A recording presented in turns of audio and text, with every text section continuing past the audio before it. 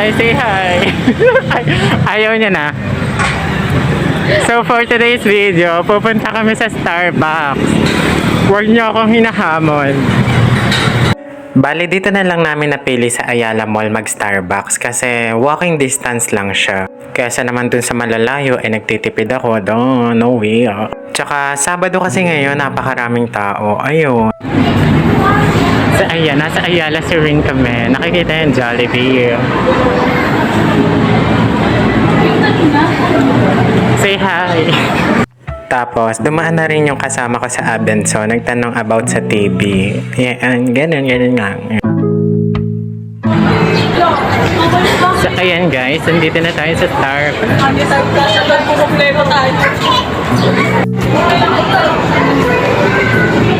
We're going in.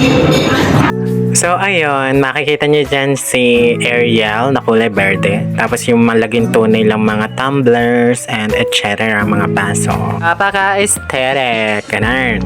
Pero kung sa Shopee ka bibili, ay nako, lahat yan makukuha mo ng mura. Ganun. So, yung mga menu nila dito, ay nako, mga toast, mga croissant, nako, mga ginto. So, ayun, yung mga mamurahin lang yung pinili ko. So, hi guys, umorder kami ng isang donut for dine.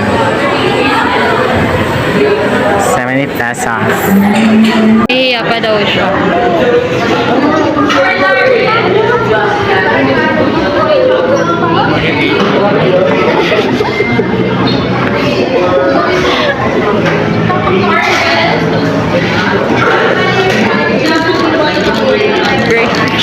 So, pagpasok namin, wala nang tables and chair na available. Kaya napilitan kami na sa gitna talaga umupo. Nagdadalawang isip tuloy ako kung itutuloy ko ba rin.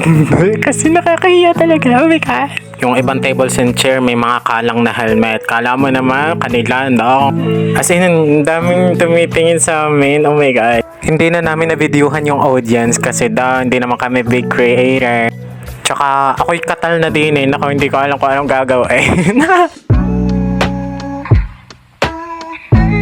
Dala ko nga pala din yung tigba 20 pesos na tasang nabili ko sa Palanya. Maestro, pasok! Greatest white caramel lang yung may sweet lip. So ayun guys, nagdala ko ng favorite.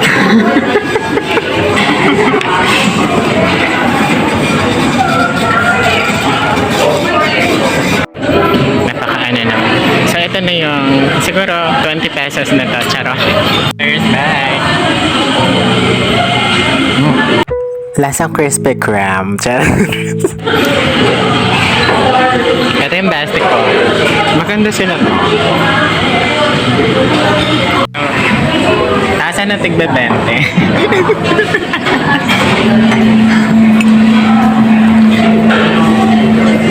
Bali dito pala guys, kalat mo, linis mo, ganan.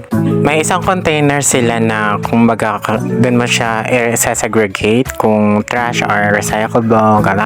Di katulad ng sa iba, parang restaurant, iiwan na lang, ganan. Parang ikaw iniwan, charot! Ayun na guys, okay na. Bibigyan.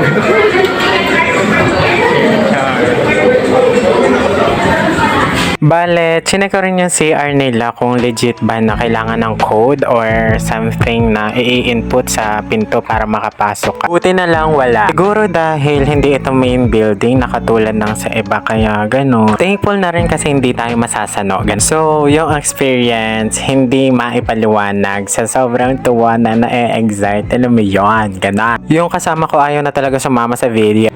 So, ayun guys, pauwi na kami.